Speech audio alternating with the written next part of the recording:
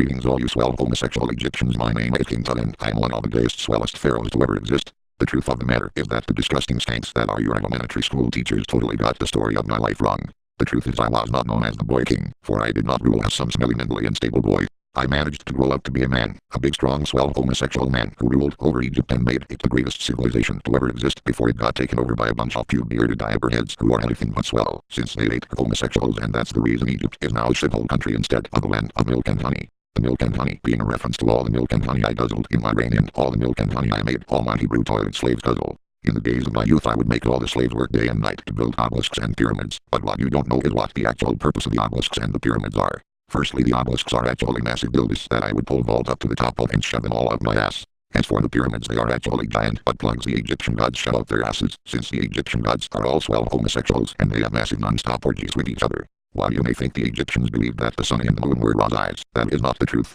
We actually think that the moon is Ra's tithole and the sun is Ra's asshole and he uses them, while he sexually abuses his toilet slave Tech. Those who worship Tech will all be Ra's toilet slaves in the afterlife. He will shit in your asshole and piss in your dithole and then piss in your asshole and shit in your dithole and then he will make you piss and shit into each other's mouths forever and ever and ever and ever and ever and ever and ever and ever and ever until the inevitable heat death of the universe, and then the universe will start all over again and you will be born in the Pakistan again and be destined to repeat the whole thing over again. Now to address the African elephant in the room, that is the fact that I am alive, and the reason that you may be pondering on why I am alive is because conventional wisdom says that I am dead, and people who are dead typically aren't alive, and the reason people who are dead typically aren't alive is because being dead means you aren't alive, and the reason being dead means you aren't alive is because being dead means you aren't alive. Now that we have that existentialism lesson for first graders out of the way, let me explain to you why I am alive, and the reason why I am alive is because almost 100 years ago two swell young homosexuals came upon my tomb after dragging their cocks in the sand for 696,969 days and opened it up, and using a mixture of alchemy and ancient Egyptian magic and an artifact known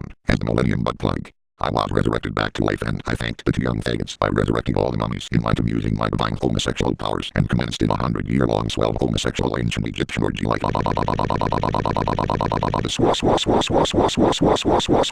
and when the orgy is all done in the year 2022 we will mix all the piss anal blood and come into the sand and make swell sandstones that we will use to build a giant statue of me, which will go remember me, remember me, remember me, remember me, remember me, and we will then commence in raping all the Egyptian towelheads like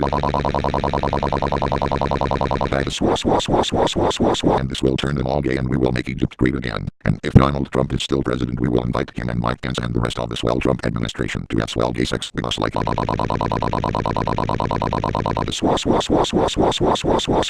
I have to go. And please Brendan Fraser, who is also in this orgy with us. Fuck you.